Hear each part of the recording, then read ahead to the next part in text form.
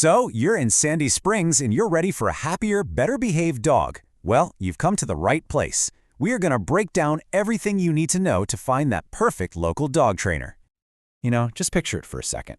You're out enjoying a coffee on a patio at City Springs, or maybe you're taking a nice, peaceful walk along the greenway.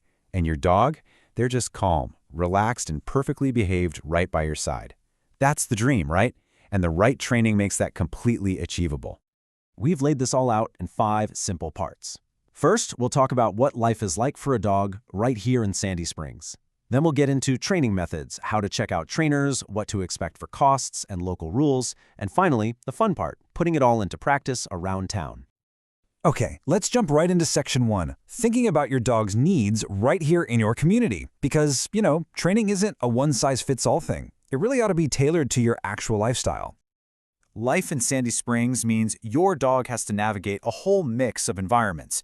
One minute you could be near the hustle and bustle of Abernathy Road, and the next you're on a super quiet street in a historic neighborhood. Good training is what gives your dog the confidence to handle both situations like a champ. Moving on to section 2, let's look at what your options are. Before you even think about hiring someone, it's super helpful to understand the basic training philosophies and the different ways that training can be delivered. So let's talk about positive reinforcement. Honestly, this is what you should be looking for. It's really considered the gold standard in modern dog training. It's not about being the alpha or using punishment. It's all about building a really strong, trusting relationship by rewarding the behaviors you want to see more of. It's effective, it's humane, and it creates changes that actually last. So the big question is, should you do group classes or private lessons? Well, they're both great, but for different reasons. Group classes are absolutely fantastic for teaching your dog to focus when there are other dogs and people around.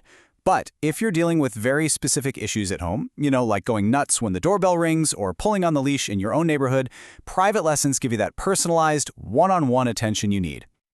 And that brings us to a really critical part: how you actually evaluate and choose a trainer.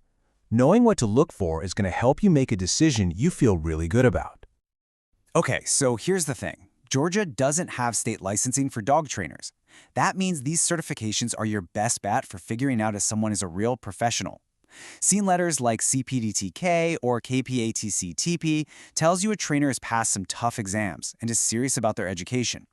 And for more complex stuff like fear or aggression, you'll want to look for specialists with credentials like IABC-CDBC. When you're on the phone with a potential trainer, have these questions ready. You really want to hear them talk about positive, low-stress methods. Ask them exactly how they plan to tailor the training for your dog and your specific life.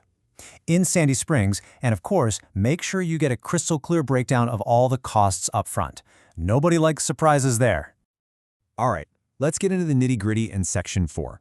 We're going to cover the practical stuff, what you can expect to pay for training, and the local rules every dog owner in Sandy Springs should know. Here is a quick snapshot of what training typically costs in our area for 2025. As you can see, group classes are usually the most budget-friendly way to get started, while more intensive programs like a board and train are a much bigger investment. Seeing these numbers can help you figure out what type of training fits your budget and your goals. It's also really important to know our local rules. Here in Sandy Springs, your dog has to be on a leash in all public spots that aren't specifically marked as off-leash dog parks. A standard 6-foot leash is your best friend.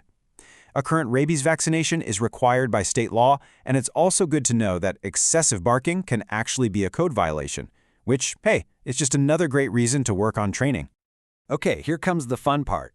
In our last section, let's talk about where you can actually take your dog to practice all these new amazing skills right here in our community. These local spots are basically perfect outdoor classrooms. You can work on off-leash recalls safely inside the fences at Hammond Park, practice that nice loose-leash walking on the Big Creek Greenway, and teach your dog to stay calm with all the distractions down at Morgan Falls. Using these real-world places is what makes the training really stick. And you just got to remember, success doesn't happen in one big training session. It really comes from consistency, short, positive practice sessions every day in different places around town. That's what builds a reliable, well-behaved dog you can take anywhere. So, with all this information, what do you think? Where are you going to go? Are you going to head to a dog-friendly patio for the first time without worrying? Or maybe tackle one of the trails at the Chattahoochee River National Recreation Area? Suddenly, a lot more possibilities are open to you. A well-behaved dog just makes your whole life here better. It makes having guests over so much less stressful, visiting friends is more fun, and it really allows you to get out and confidently explore all the beautiful parks, trails, and community spaces that make Sandy Springs such a great place to live. All the best with your training.